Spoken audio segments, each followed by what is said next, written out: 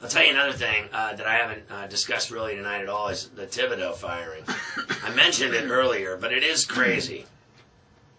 You knew all year that they were going to get a divorce. You knew all year that there was speculation that he was out and on the outs with the entire front office of the Bulls. But like I said earlier, I can't believe that GM and even Paxson, that these guys are sticking knives in his back. I mean, all the guy did when he was in Chicago, I know that they didn't have much playoff success. I think that's what they're hinging it on, is that he didn't have any success in the postseason. But his numbers, 64% winning percentage, 8th among NBA coaches who have worked at least 100 games. His playoff record, though, was 5 under, and Rose was only there for 2 of the 5 postseasons.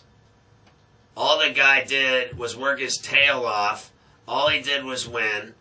All he did was make him a great defensive team, a real blue-collar Chicago-type coach, a lot like, if you will, even Ditka. Ditka was a, nasty, intense, mean, didn't deal with the media about anything, didn't want any part of anybody's opinions, ran it his way. If you didn't like it, you know what you could do. Thibodeau's the same way. But he didn't win a championship, and then he didn't win in the playoffs, and then he gave them friction in all their decision-making in the front office. They never agreed on anything. Thibodeau beats to his own drum. You got Foreman and Paxson not agreeing with him on anything. They could never see eye to eye. So it was a power struggle, and Jerry Reinsdorf was going to let those guys decide what happened to him. And I think those 3 power trippers outweighed Thibodeau when it came time for the juice. There was just more weight on the one side, and Thibodeau had nobody supporting him.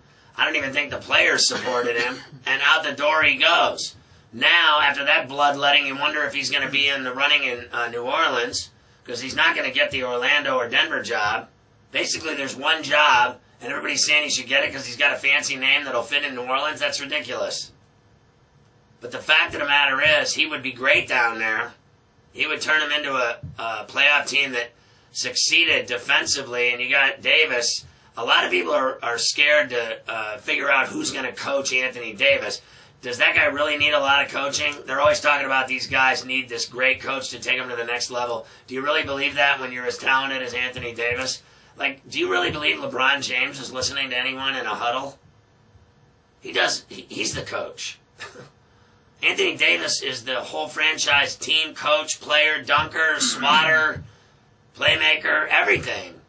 So I'm not sure he's going to get that gig. He may be out of coaching for a year.